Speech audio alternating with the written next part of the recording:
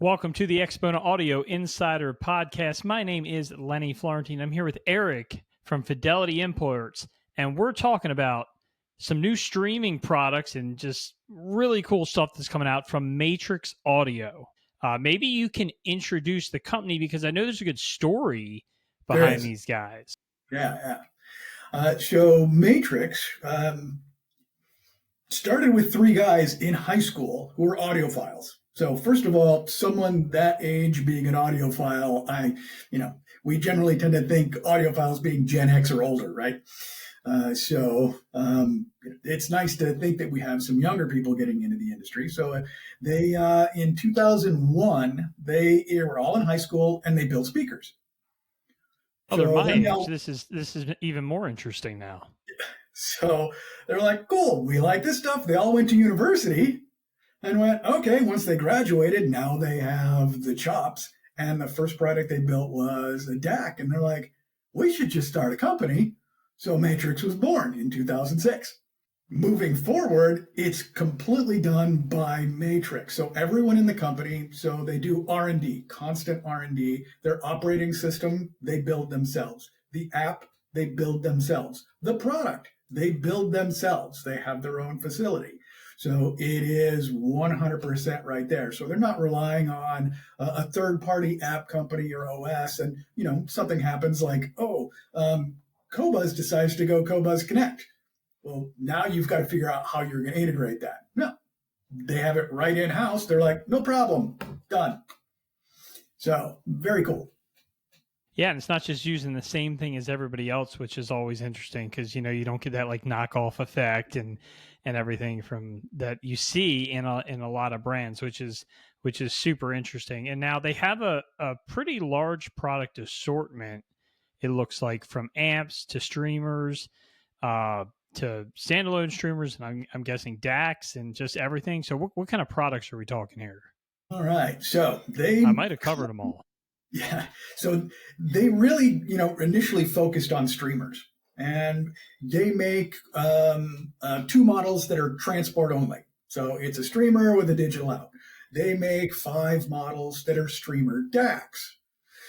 They make 5 models that are streamer DAC, headphone amp, preamp. They make network switches. They make a clock source for their flagship gear. They make reference separates. So if you want a reference streamer, reference preamp, reference amplifier that can be mono or stereo, they do all of that. So it's a very cool company. The other thing I would like to mention, going back to the history, is it's not just engineering. They pay a lot of attention on the engineering side to making sure everything's built great. It sounds great. Build quality, for example. I mean, this is called the TS1. So this is the hot product that I've seen out there. So this is a $2,500 streamer DAC preamp headphone amp. You notice with standard and balanced headphone outs, very nice. But the build quality, it's not stamped steel. Look at that, the top piece right there. That's like 1/8 inch milled aluminum. The gear, if I can get my power cord not to stretch too far, really nice high quality components, nice inputs, outputs. You can see balanced. And there's a lot of inputs and outputs. We'll focus on this one for a little bit throughout. Yeah. But the one thing I know when I was looking at this is it has an AKM chip, which this particular one does. Yes, some of their other ones do ESS. Kind of depends on what level they're going for and whether they have a single, whether they have dual. So they do a lot. But I think it's interesting because a lot of people don't give that choice, right? Because that's kind of a choice. You may like ESS, you may like AKM, and they both really sound different. And one of my guys, Tom, he loves AKMs, and it's harder and harder for him to find stuff that has AKMs, because of the chip fire and whatnot years ago. It's everybody went ESS. But when there's something that gives you the option of doing both, that's like a super cool thing. Yeah. So they work with everyone. And of course, we can talk about, the implementation of DACs, and, you can have one person with ESS and another person with ESS, they can sound completely different. that's just the implementation and all of that. But it is nice. They use very good quality DACs and then build off of that. Nice. Okay. So the TS1 is the $2,500 music streamer with a DAC. Can this also act as a preamp? Yes. So you've got multiple digital and analog inputs. And then you can go in and tell it, hey, I want to use this as a preamp. You have the option to use fixed or variable output. Obviously, if you're using a preamp, you're going to use variable. You can actually adjust your voltage output as well. In RCA, you can be 2 or 2.5 volt out. In XLR, because it does have XLR outs, 4 or 4.5 volts to match whatever amplifier you're using. But yeah, you go in and tell it, hey, I want to be variable, and you plug it into your amplifier, and you're off to the races. Now, does it connect with all the streaming services out there? Is there anything in particular, or is it select? I know there's some brands that have only select things. Is it pretty much compatible with everything, or AirPlay, or? It's compatible with pretty much everything. Not everything might necessarily be native, but your Tidal and your Qobuz, they're there. If you're going to use Apple Music, for example, you would have to use AirPlay because that's just the way Apple wants you to do it, but it works perfectly fine. What about Spotify? For people like me that I've always used Spotify, and they, in the hi-fi world, I feel like I'm looked down upon, but that's the interface I like to use. Does it have Spotify on there? Well, so the best way to use Spotify is just use Spotify Connect, because that's the way Spotify wants us to use it. That's, their app is got everything set up the way they want you to use it, and everyone's familiar with it. So just open up Spotify and just push it right to it. No problem. Love it. I love that. So it does, and it's Roon ready? Absolutely, yeah. So you have multiple ways to control this thing. I mean, you can control it from your app. You can control it from Roon. It comes with a remote control. So if where'd I put my phone, but I want to turn the volume down or hit mute. Well, there you go. Do it right from here. You can control this TS1, for example, this whole touch screen. Hold on just a second. This is a touch screen, so I can actually go in and here's my menu settings and all of that fun stuff. Sorry, I'm backwards. There we go. So you have all the different controls, however you want to control it. That's awesome. And one thing that I don't see on a lot of streamers and stuff are inputs. True. Is this supposed to be like, I don't know, like the heart of your audio system? Because I see that it has a bunch of inputs on it, and that's not always typical for a streamer, because usually it's being used as an outsourced component. Correct. So Matrix, that's the cool thing about Matrix, is they make products to work however you want. If you just want a streamer with a digital out, great. They make the transports. If you want something a little bit more feature laden and you want to use it as a preamp, absolutely. This guy right here, for example, has analog inputs. It has ARC, so if you want to plug this into your TV and stream, a lot of people don't know it, but a lot of people listen to music on YouTube. That's what I do all the time. Yeah. There you go. ARC right there. You've got Toslink. You've got USB. You've got USB ports right here that do a couple things. So you can put a hard drive in it, no problem. You can put a CD drive, a USB CD drive. Oh, next thing you know, now this is a CD player. Now, can you rip CDs to it? You can. And that's kind of a secret. If you look at the bottom, this right here. So you pull that off and you put SSD in there. So SSD is nice because you could have terabytes of storage. And you can rip CDs directly to it. You can pull content to it. And if you've got that connected, this now turns into a NAS drive on your network. So you can share those files throughout your entire network. Wow. Yeah. Now, do they sell a matching CD transport or drive for it? Or are you just using any external one? I believe you just use any external one. Okay. I haven't seen them directly from them, but.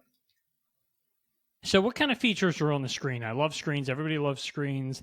That's kind of a thing, right? Like everybody wants to, see what's playing. Maybe there's some other things on there. What is cool about the screen? What are we looking at here? So let me just grab this. Play, fast forward, rewind, all those fun things. You do have the ability to go in and change inputs, change volume. So volume, for example, is this one right down here. There you go. And positive, negative, you can mute, do all of that.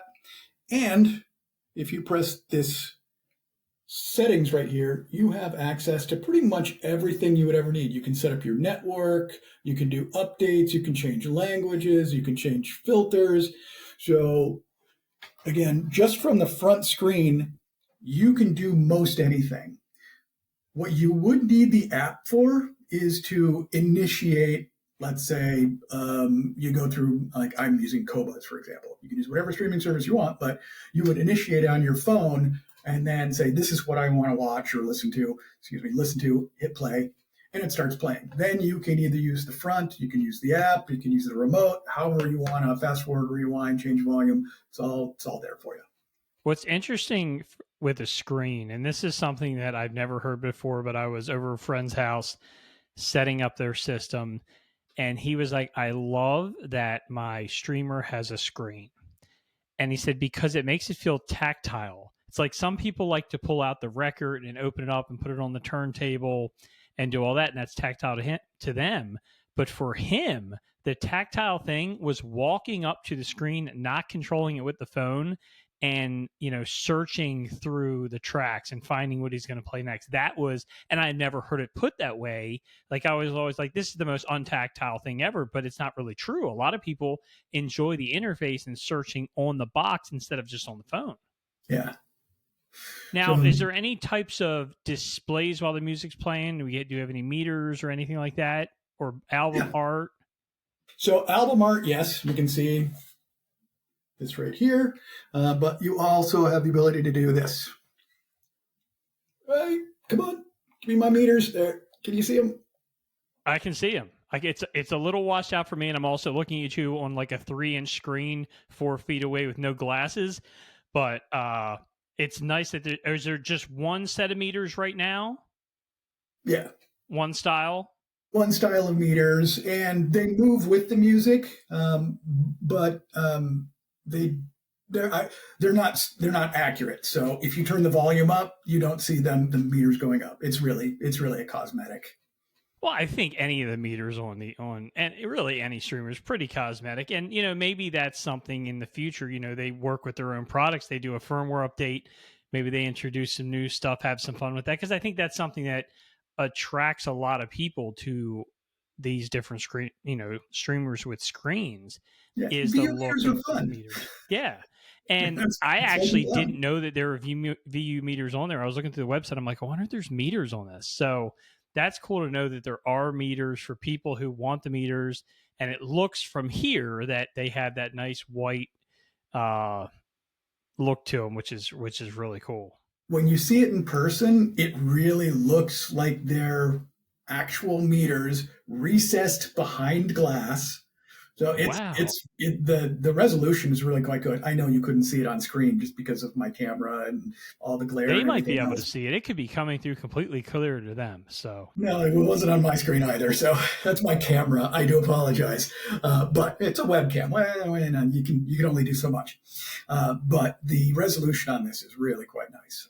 Internal clock. It does have a clock, and the nice thing is you can set it up so when you turn it off, the screen just goes blank, or you can set it up so the screen lights up with the clock. So when it's off, shows the time.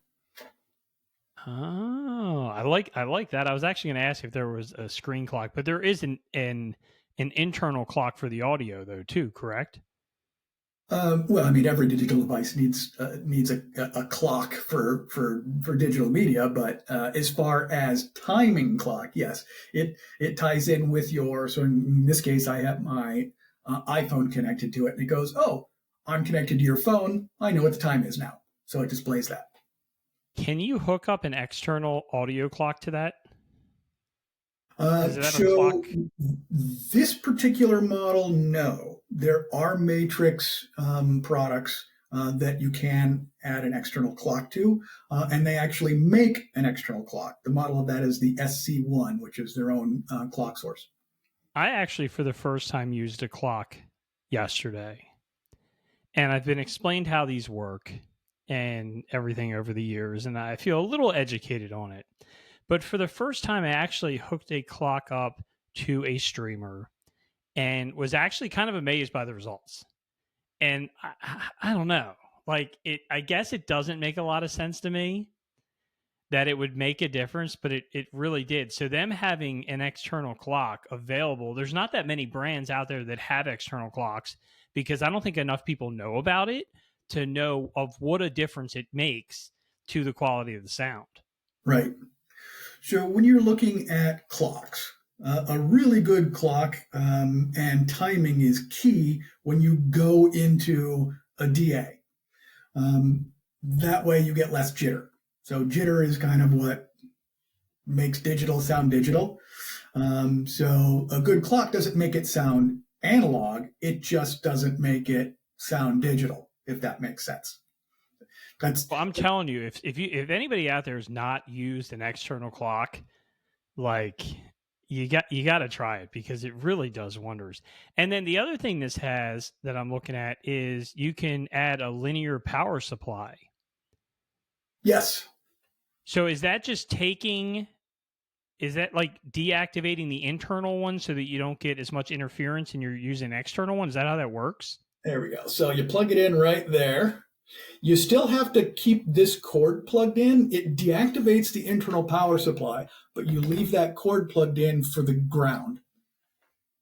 And okay, I see. Okay, so it's but that will help with the interference. It'll unlock more potential and sound out of the device.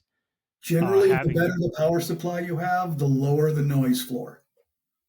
and above that you have a ground, which is not something that I've seen on a streamer before. I don't think. Well, I mean, it's just every device should be grounded. I mean, every good ground just improves sound quality. We have other devices.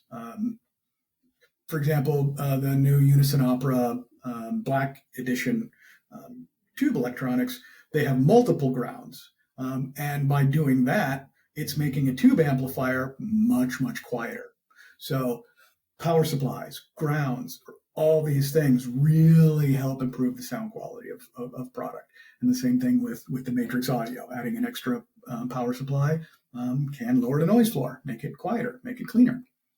So in staying with that, in doing separates for things, one of the things that I've seen to be really popular now is a separate streaming transport. Which just a couple years ago, I'm like, why would you even need to do that? Like, what's the difference? Put the DAC in there or whatever. But Mm-hmm. I've seen that really grow in popularity to where when I look at streamers and stuff, I'm really just looking for a transport. And it gives you flexibility. Like maybe you already have a DAC in your integrated amplifier or whatever, and then like you're happy with that, and now you get a better streamer. And or maybe you have a specific external DAC that you want to use, or you want to swap them out and play around, but it makes the quality of the streamer better because it's like one less thing in there. So like I see there's three versions of transports. What is somebody getting when they like go up? Like let's say if maybe they already have a DAC, and then so you're looking at maybe the TT1, which is just the transport. Is there internal upgrades or whatnot in that makes that maybe the better option for somebody that has an external DAC? So when you're using just a transport, you obviously, like you said, you get to choose whatever DAC you want. So maybe you like AKM, maybe you like ESS, right? Great. Or DAC technology changes pretty commonly, pretty rapidly compared to, let's say, amplifier technology. So 3 years down the road, you might like, oh, there's a new DAC out by this company that I like. I want to upgrade to that DAC. Great. Having the transport allows you to do that. Now, you talked about the differences in the transport. So Matrix makes a TT1, they make an NT1.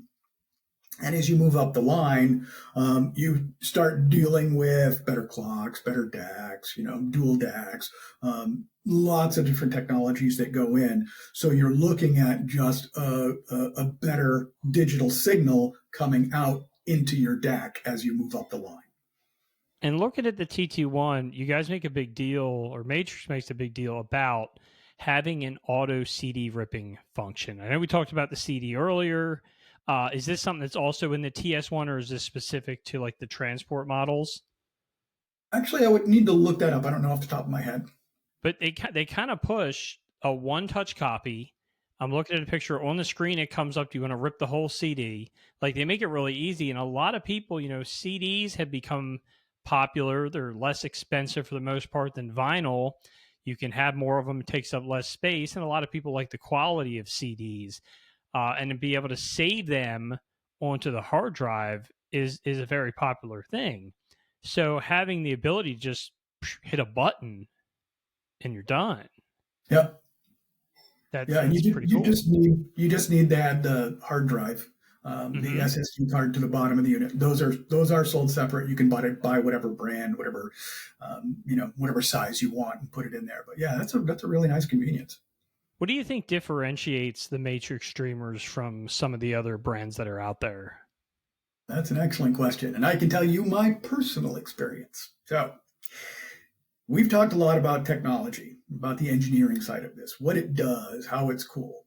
What I think sets Matrix apart is, number one, the performance for price. That's quite good. But for me, it's the fact that engineers are not designing the user experience. So engineers are famous for going, oh, I have one button. I can make that do 14 functions and it'll make everything. I only have one button on my device. Well, in application, that gets frustrating because it's like, okay, I know I can use this button to do this, but it's like, oh, you got to press it 3 times and then press this, or it makes it a little bit more complex. They have separate people just for UX. So they have people who understand how people use this. So these are really easy to use products. So I will tell you, this is when I set this one up. All right, so this is a sample. There was How long have you been using this, by the way? I've been using this for about 2 weeks. Okay, perfect. So when I first set this up, I got a box, and it was just in the box, right? There was no instructions, no nothing. Now, I've been in the industry for a while, so I have some experience. But from the time that I plugged it in, turned it on, and booted up, right? I set up the Wi-Fi, which was really nice because I just pressed the front of the unit, hit network, and it showed all the SSIDs. I clicked on it, and then I had to go look up my password.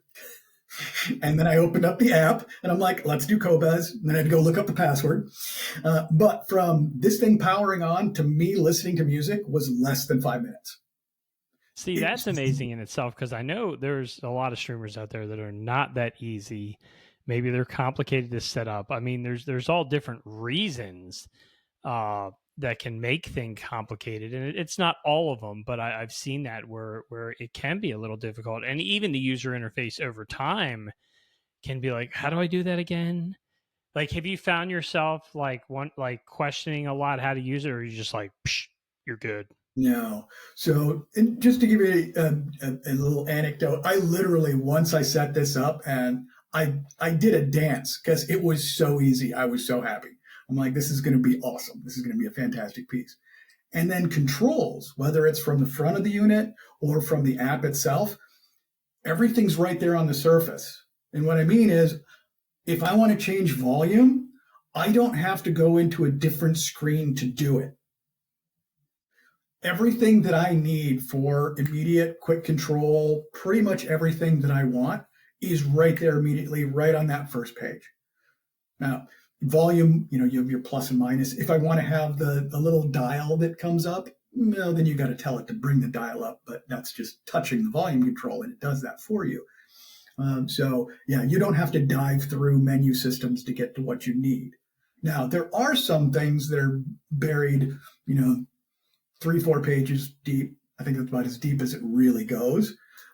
So, for example, if I want to go in and change it from fixed to variable output, it's three steps to get there. Nothing super deep, but all of the controls that anybody who owns one of these and is listening to music, it's right there on that first page of the app. It's right there on the front of the unit. It's super easy. So what is like the main difference in if we're taking the TS1, is there an upgraded version of this in the next tier up? That's another cool thing about Matrix. The operating system, the control systems, it's the exact same throughout the entire line. So if you start with their, entry level product, and they make streaming DACs from, $1,000 to, $1,200. But if you start with an entry level and you're like, wow, I really like this brand, and now I'm looking at improving my sound quality, you can just go to the next step and it works identical. There's no learning curve. Well, there's not much of a learning curve brand new, let alone getting a new piece. So what's the upgrade model? Oh, go ahead. And again, that is part of the whole thing that, they have people paying attention to UX. It's about, is the customer going to be happy with this when it gets in their home? If it's too hard to use, it doesn't matter how good it sounds. If no one in the house can use it, it's a boomerang. That's not true. That happens a lot. Like I'll try new stuff and I'll be like, what is this? I cannot figure out how to use this and I don't care how it sounds. So that is very true. So it's the next step up for people that maybe have a higher end hi-fi system and are maybe already have something that's already at the level of the TS1. Is the MS1, is that the next one up? So you've got, well, it kind of depends. If you're looking for a streamer, headphone amp, and DAC, they make the Mini iPro 4, the Element i2, the Element M2, the Element X2, and then the TS1. And then I'm not going to go into all that. We don't have time or pictures or all of that to go into it, but you do, and then you can go all the way up to their reference series. So again, that would be in the streamer, it'd be the MS1. Yeah, I'm looking at the MS1 and it's wild. Like it has audio outputs separated, it looks like, on both sides for the outputs, and which is very interesting. I don't think I've ever seen that before, where they kind of separate, like almost like a dual mono design. They are. And there's multiple balanced outputs on here and all kind of inputs. I mean, this thing's loaded up, and so is the TS1 though. The TS1 looks loaded up as well. Yeah. So yeah, for somebody debating like streamers right now, plead the case. Like, plead the case. Why are they getting the TS1? So first of all, anyone can use it. Anyone can set it up and use it. Now, being a distributor, we sell to dealers. We always recommend that the dealer deliver and install all the products and then get the customer up and running. But if, for example, you have someone who is an enthusiast and they want to do it themselves, or they're too far away, whatever it is, these products are easy to set up. Anyone can do it. Right? They sound fantastic. Now, I can tell you all day long that, how good they sound. I encourage everyone, just plug one in and take a listen. Proof is in the pudding. Easy to set up, great sounding. That's amazing. I'm excited. To try this stuff. Matrix looks great. There's a lot of options out there for streamers right now, but I really think some of the features and the amount of features on these, it's definitely a top option. Well, and my favorite part about, again, I keep going back to this over and over again, just because you can tell I'm a bit of a fanboy at this point because I've been living with this for 2 weeks. It's just how easy this is. If I do want to use it just as a streamer, no problem. If I want to plug anything else into it, it's not rocket science. In fact, even the remote has discrete inputs. Yeah, I don't know. Last time you heard of a streamer with discrete inputs? Yeah, right. That's what I'm saying. I don't remember seeing any, like, at least that many inputs, maybe an arc, but on streamers, I'm not used to seeing inputs, which Yeah. really makes it easier because then maybe you only have one thing going to the amp, so that's less remotes that you have to mess around with. Yeah. I mean, this TS1, for example, if I, again, TV, this thing, amp, pair of speakers, done. And if you want to add anything else, go right ahead. Oh, I've got a CD player or I've got a cassette deck or something else, drop it in. And for somebody with like powered speakers, this is all you need. Oh, yeah, this is absolutely all you need if you get a set of powered speakers. And I mean, that's the thing in houses where people don't have the room to have a whole system, but they want just a good all-in-one, being able to use this as a preamp to control the volume on the powered speakers and have all these sources. I mean, that's got some wife approval, as I like to say. So that's fun. And let's not forget, this is also a headphone amp. It has outputs for standard and balanced. And it's got the juice to run pretty much any headphone you want. I have some headphones that are not easy to run that require a separate headphone amp. And I have several headphone amps, and this thing is really nice. It can drive Also them. use this on the desktop too. 100%. Yep. That's wild. Well, this has been fun. I really appreciate you coming on, telling us about the TS1 and about all the Matrix products. I'm kind of excited. It's going to be good to see this stuff at Exponent next year. And, hopefully, if you guys out there have tried it, be sure to drop a comment. Let us know what you think about it. And this was, I learned a lot. It's a new product line that looks really promising. Yeah, we're very excited. And we, our executives have been living with this stuff and working with it for actually months before we pulled the trigger to bring it in and start selling it. So it was kind of a no-brainer. Once you kind of start using it, you're like, yeah, this is something that people are going to want and use again, because it's really well thought out product. That's exciting. Well, thank you so much, Eric. I really appreciate you coming on the Audio Insider podcast. Had a good time today. Matrix Audio. You guys, make sure to check that out. But for the Audio Insider podcast from Exponent, I'm Lenny Florentine. Eric from Fidelity Imports joining us today, representing Matrix. We will see you guys next time. Thanks for having us.